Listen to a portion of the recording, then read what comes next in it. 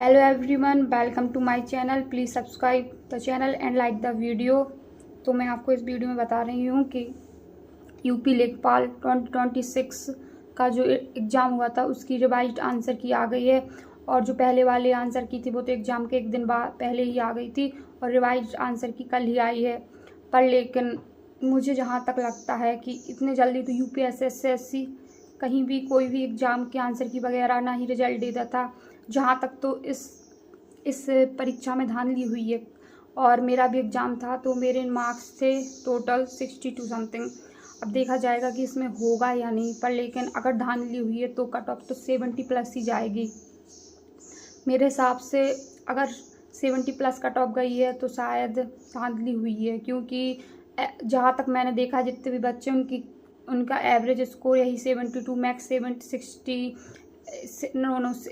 And 65 something इतना ही आ रहा है और इससे ज़्यादा मार्क्स नहीं आ रहे हैं जहाँ तक मैंने देखा है। क्योंकि एग्ज़ाम पैटर्न भी चेंज हुआ था और एग्ज़ाम भी काफ़ी टफ था, लेवल भी काफ़ी टफ था। और जो कंप्यूटर वगैरह ये तो काफ़ी हद तक ही आए थे और बेसिक कुछ चीज़ें ही बेसिक थी जो थी हिंदी, बाकी लेवल तो हाई ही था और मॉडरेट टू हाई कह सकते हैं, पर ईजी तो इस एग्ज़ाम को बिल्कुल नहीं कह सकते हैं। बाकी देखो री एग्ज़ाम होगा या नहीं वो देखा जाएगा, पर जहाँ तक धांधली तो हुई है। अब ये लोग चेक नहीं कर रहे, वो उनकी गलती है। पर देखो सब लोगों ने कहा है कि 8 जुलाई को आंदोलन होगा, तो वहाँ पर देखो क्या निष्कर्ष निकलेगा। जहाँ तक री एग्ज़ाम हो भी सकता है और नहीं भी। मेरे हिसाब से री एग्ज़ाम होना चाहिए, क्योंकि धांधली हुई है तो अगर 1% भी धांधली हुई है तो ये हमारे साथ अन्याय ही होगा।